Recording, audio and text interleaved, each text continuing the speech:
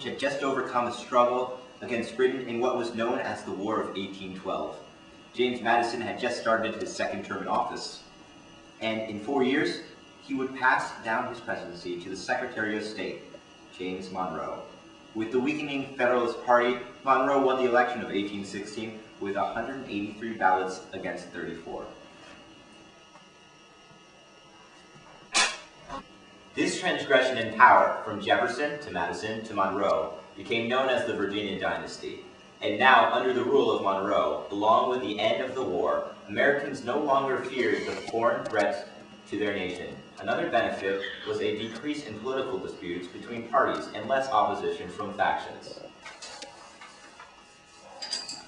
Hey guys, let's go overthrow the Republicans.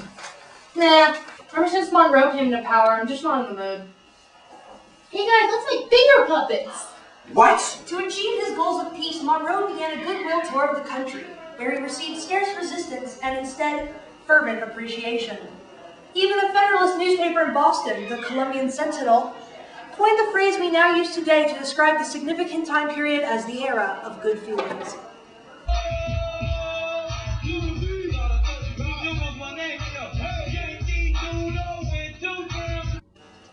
Monroe had decided to appoint John Quincy Adams as Secretary of State and Henry Clay as Secretary of War. However, Clay declined the offer. Therefore, Monroe appointed John C. Calhoun. Henry, I know this is a big responsibility. Do you want to be Secretary of War? I'm sorry, James, I just can't do that. Do you want to be Secretary of War? I'm game. John Quincy Adams had a vision of America, expansion, and he began in Florida. He began to work on territory negotiations in 1817 with the Spanish minister, Luis de Onís. However, the Seminole natives had begun to encroach upon American territories. From Florida's boundaries during these land arrangements, Andrew Jackson, in charge of the American troops along these borders, had been given permission by Calhoun to stop the Seminole raids at any means necessary.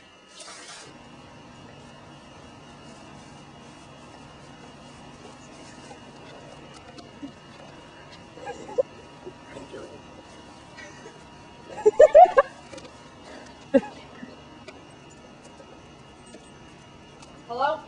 Yo, J-Dog, get those Seminoles under control. You mean the Seminoles, sir? Whatever. Jackson took this opportunity to invade Florida and capture the Spanish forts, St. Mark's and Pensacola. Now witnessing the force America possessed and hinted at using to take control of Florida, Onís gave them all Spanish land rights in the Adams-Onís Treaty of 1819.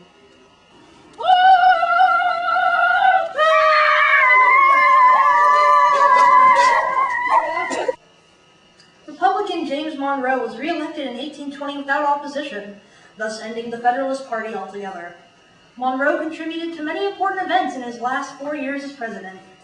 He helped Adams, Calhoun, Clay to invent the American system, a subtle form of federalism, which tried to raise tariffs and aid internal improvements such as transportation routes. He also created the Monroe Doctrine, which initially claimed that the Western Hemisphere could no longer be colonized by foreign countries, and that interference from Europe nations would be considered a threat to national security. This helped to keep France and Spain from invading.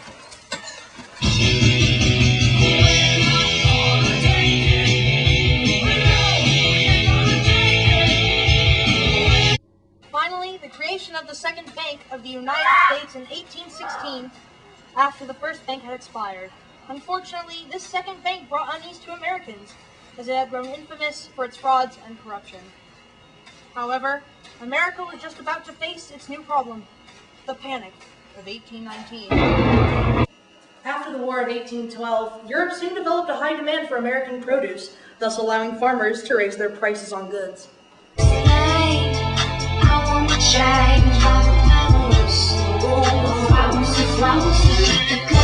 This sudden increase in crop value inspired a massive land grab in the West, elevating the price of real estate due to easy crediting from state banks and governments. However, the National Bank came under new management in 1819, limiting credit and foreclosing mortgages early. The state banks began to fail, and America fell into a 6-year depression.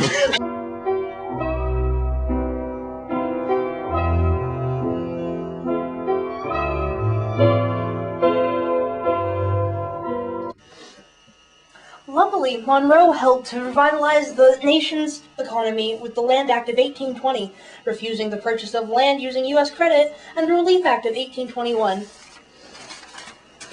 allowing debtors to waive parts of their land and apply previous payments to what they still owned. For nearly 10 years, America prospered without political conflict and even gained new territories while furthering the expansion into the West.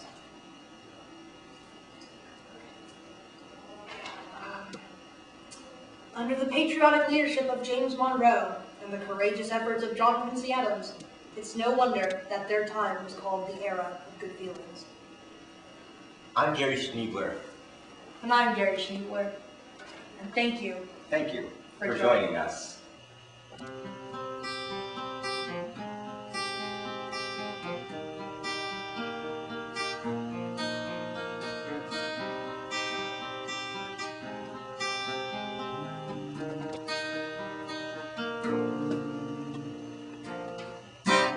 Monroe brought political peace and the Federalists left town.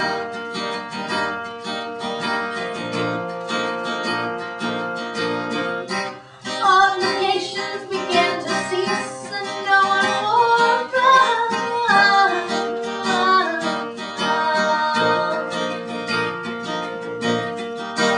era of good feelings, expansion of the economy, trade in the West, and creation of new states.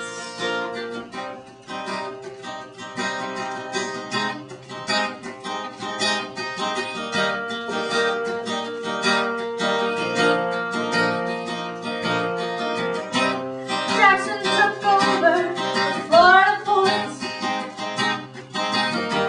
Adams and Otis were discussing land. Seminoles were killed by his bolts. All this put the state in America's hands.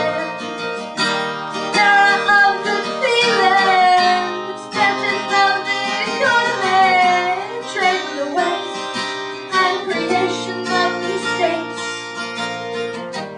Era of good feeling, expansion of the economy, trade in the West, and creation of new states.